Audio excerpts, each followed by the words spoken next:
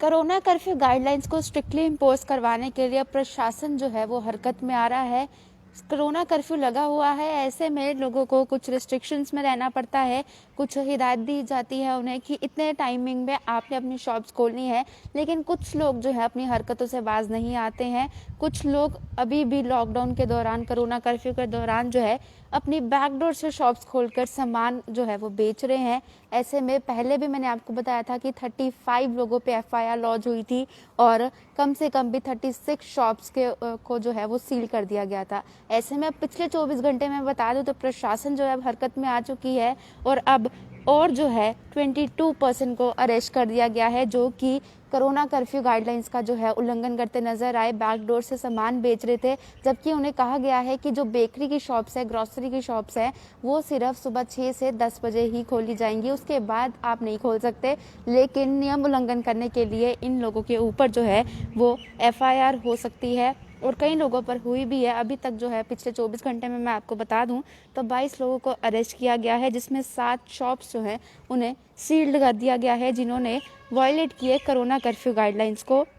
कम से कम भी 20 एफआईआर जो है वो लॉन्च की गई है। 22 लोगों को अरेस्ट किया गया है, 7 शॉप को सील किया गया है, जिन्होंने कोविड-19 पैंडमिक के कोरोना कर्फ्यू जिसे कहते हैं उनके नियमों को तोड़ा है, नियमों का उल्लंघन किया है। लगातार मैं भी आपको प्रयास कर रही हूँ और हमारे सहयोगी भी आपको प्रयास कर रहे हैं जगह जगह से तस्वीरें दिखाने का, जहाँ पर लोग घरों से बाहर निकले हुए हैं, कोरोना कर्फ्यू गाइडलाइंस का उल्लंघन करते नजर आते हैं। वहीं कई शॉप कीपर्स जो हैं वो भी कोरोना कर्फ्यू गाइडलाइंस को वॉयलेट कर रहे हैं, नियमों का उल्लंघन कर रहे हैं और ऐसे लोगों पे कार्रवाई जो है वो सख्त से सख्त होती है।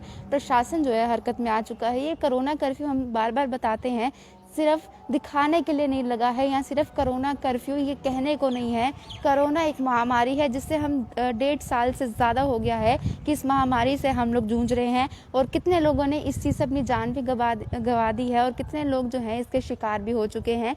ऐसे में कोरोना कर्फ्यू का मतलब ये है कि आप लोग घर पे बैठे, सिर्फ इतनी रिक्वेस्ट की जाती है, घर बैठे।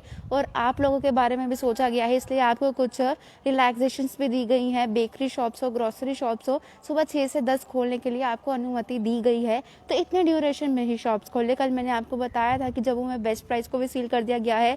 कुछ इन्फॉर्मेशन मिली थी कि वो बैकडोर से जो है सामान सप्लाई कर रहे हैं, या वो खुला है, या लोग हैं वहाँ पर। इसी बाद जो है वहाँ की जानकारी की, खबर को पुष्टि की और उसके बाद उस एरिया को जो है बेस्ट प्राइस को जो है वो सील कर दिया गया था।